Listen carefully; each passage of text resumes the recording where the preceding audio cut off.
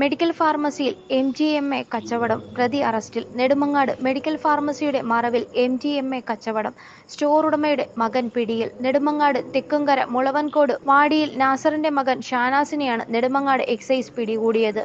നെടുമങ്ങാട് ജില്ലാ ഹോസ്പിറ്റലിന് എതിർവശം Kurakode V care pharmacy എന്ന സ്ഥാപനത്തിൽ നിന്ന് 11 പ്ലാസ്റ്റിക് പൗച്ചുകളിലായി സൂക്ഷിച്ചിരുന്ന MDMA കണ്ടെത്തി.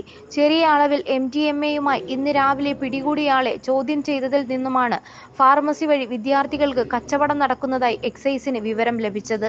തുടർന്ന് എക്സൈസ് സംഘം ഫാർമസിയിലെത്തി റെയ്ഡ് നടത്തി. ഫാർമസിയിൽ നടത്തിയ പരിശോധനയിൽ ബാഗിൽ നിന്നും 1.5 ഗ്രാമോളം MDMA പിടിച്ചെടുത്തു. വാടിയിൽ നാസർ ഇത്തരം ഫാർമസികൾ നടത്തുന്നത് പലരുടെയും ലൈസൻസുകളുടെ പേരിലാണ്. MDMA വിൽപ്പന കേസുമായി ബന്ധപ്പെട്ട് ഷാനാസ് മുൻപും ജയിൽ ശിക്ഷ അനുഭവിച്ചിട്ടുണ്ട്. മെഡിക്കൽ സ്റ്റോറുകൾ വഴി മാരക ലഹരികൾ വിൽപ്പന നടത്തുന്നത് ഏറ്റവും ശിക്ഷാർഹമായ കുറ്റമാണെന്നും ഇത്തരം സ്ഥാപനങ്ങൾക്കെതിരെ ശക്തമായ നടപടികൾ സ്വീകരിക്കുമെന്നും എക്സൈസ് CI സുനിൽകുമാർ പറഞ്ഞു.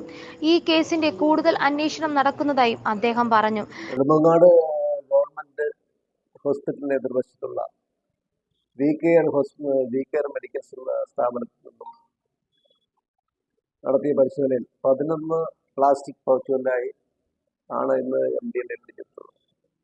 ഈ മെഡിക്കൽ സ്റ്റോർ കേന്ദ്രീകരിച്ച് വിദ്യാർത്ഥികൾക്ക് ഉൾപ്പെടെ MDMA വിൽപ്പന നടത്തുന്നുവെന്ന് രഹസ്യവിവരം നടത്തിയതിന്റെ അടിസ്ഥാനത്തിലാണ് ഇന്ന് രാവിലെ മുതൽ പരിശോധന നടത്തിയത്. മെഡിക്കൽ സ്റ്റോർ പോലെയുള്ള വ്യവസ്ഥാപിതമായ സ്ഥാപനങ്ങളിലൂടെ MDMA തുടങ്ങിയ മാരക മയക്കുമരുന്ന് നൽകുന്നത് ഏറ്റവും ദൂരവ്യാപകമായ ഫലങ്ങൾ ഉണ്ടാക്കുന്ന ഒന്നാണ്, പ്രത്യേകിച്ചും വിദ്യാർത്ഥികൾ. ഇത് സംബന്ധിച്ച് കൂടുതൽ അന്വേഷണം നടത്തി വരുന്നു. നെടുമങ്ങാട് സ്വദേശിയായ ഷംനാസ് എന്ന ആളാണ് ഇത് MDMAയുമായി അറസ്റ്റിലായിട്ടുള്ളത്. രാത്രിയും ആവശ്യക്കാർക്ക് വേണ്ടി ഫാർമസി തുറന്ന് സാധനങ്ങൾ കൊടുക്കുന്നത് പതിവാണെന്ന് നാട്ടുകാർ പറയുന്നു.